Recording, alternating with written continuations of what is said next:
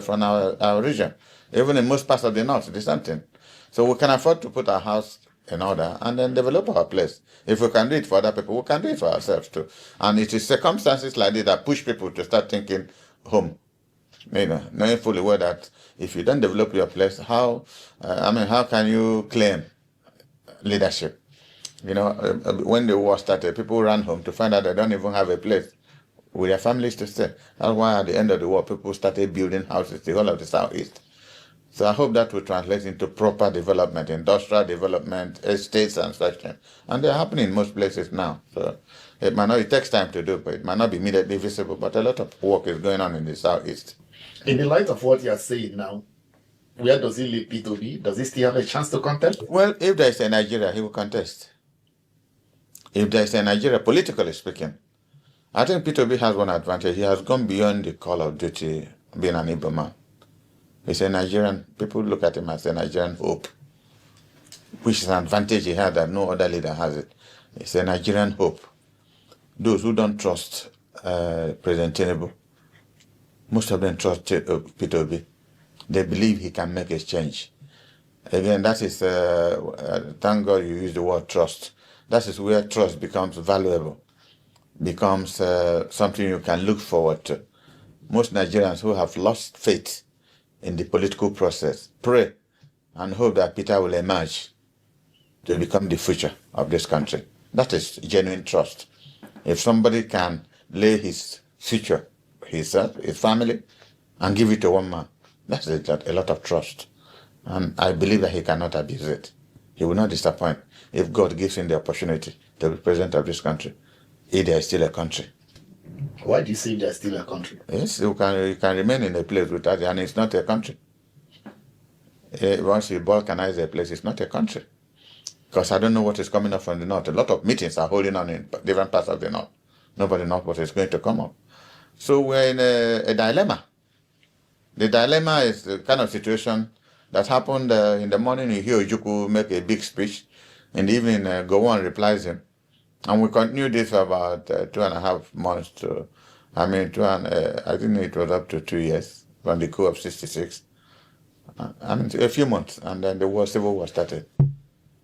To the ordinary person on the street, you'll be excited. Ojukwu is going to speak in the evening. He speaks very well. You listen. The next morning, go on with this, I will crush this, I will do this. We didn't know crushing meant that people would die. Until the civil war started, and people started dying, and we saw the meaning of speaking English in the morning. So again, you can see the trouble rearing its head again. There's crisis in the politics. So if it's not from the military, it is even more dangerous if it's coming from the civilians who are supposed to be the stabilizing factors in the politics. You can start a revolution by voice. What you say in your mouth could be destructive, could raise hatred, mistrust. A lot of things could happen without really firing a gun. Peter Obi is the only hope for Nigeria if Nigeria will continue to exist. That's the bold statement made by Dan Ulasi, a seasoned Nigerian politician. But what does this really mean? Is Peter Obi the figure who can turn Nigeria's situation around? Or is this just another political statement in a country full of promises? Let's dive into the truth behind this and what's happening in real time across the country. Now, let's break it down. Nigeria is facing a tough time, no doubt, from high inflation, unemployment, and insecurity to political instability. It's clear that the country is in need of a leader who can steer the ship in a new direction. Enter Peter Obi, former governor of Anambra State, businessman, and the man who became a political force after his 2023 presidential run. Peter Obi has built a strong reputation among Nigerians, especially the younger generation. His message of economic reform, tackling corruption, and reducing waste struck a chord with many. But why is Ulasi saying Obi is the only hope for Nigeria? Could he really be the one to turn things around? Or is this just the latest political narrative? In the 2023 presidential election, Obi ran on the platform of the Labour Party and gathered massive support. His supporters, known as the Obedients, were vocal in their desire for change. They wanted someone who wasn't part of the traditional political elite, someone who would focus on the economy and fight against corruption. But despite his massive following, Obi didn't win the presidency. However, his campaign sparked a national conversation about leadership and governance, and he became a beacon of hope for many. But is Obi the only hope?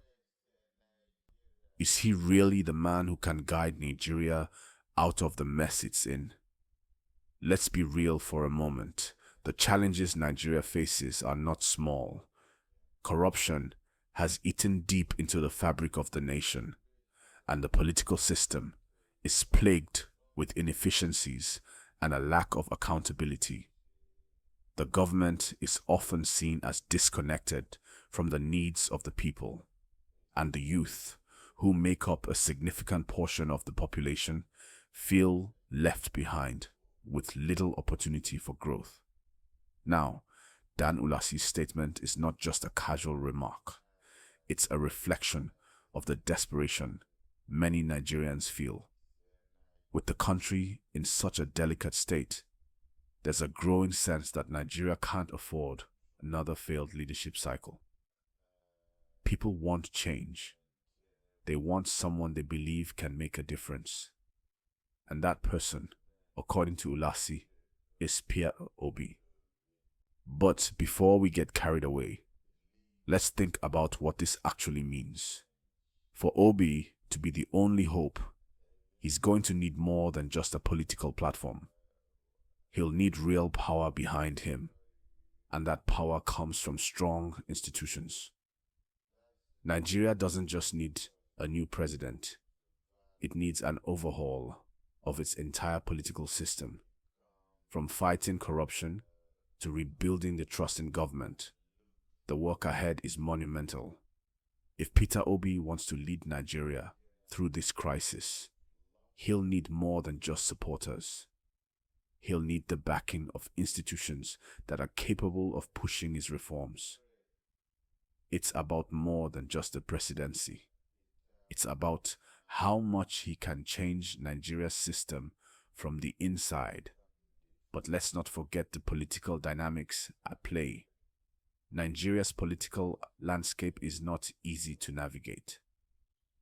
The country is divided in many ways, and winning an election isn't just about popularity.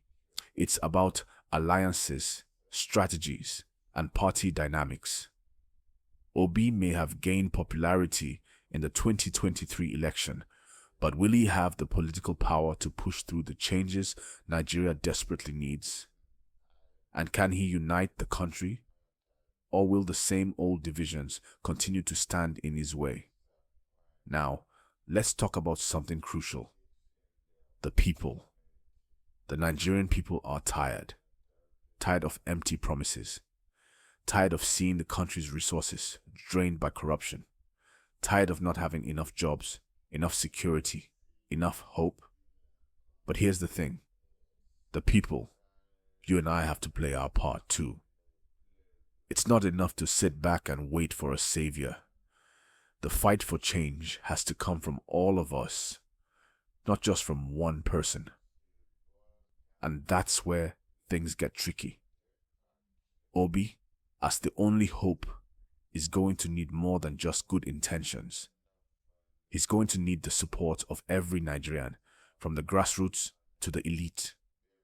His movement cannot be about just one region or one group. It has to be about the whole country. For Obi to be the only hope, the nation has to be united in its desire for change. And that's something that hasn't always been easy to achieve. But here's the good news. The country is waking up. Whether it's through social media, street protests, or everyday conversations, Nigerians are starting to demand more from their leaders. And this is where Obi's message connects with the people. He represents something new, something different from the political establishment. That's why his supporters are so loyal. They see in him the potential for change, and that's a powerful thing. So, what can we expect moving forward? With the 2027 elections just around the corner, Nigeria will face another pivotal moment in its history. The question is, will Peter Obi stand again? And if he does, can he build a coalition that can truly bring about the change the country needs? Or will we see another cycle of the same old political games? And let's not forget, the country is facing huge challenges: security, economic recovery, education, healthcare. So it won't be an easy road. But one thing is clear: Nigeria's future is at a crossroads. The next few years will determine whether the country can turn things around or continue down the same path of instability.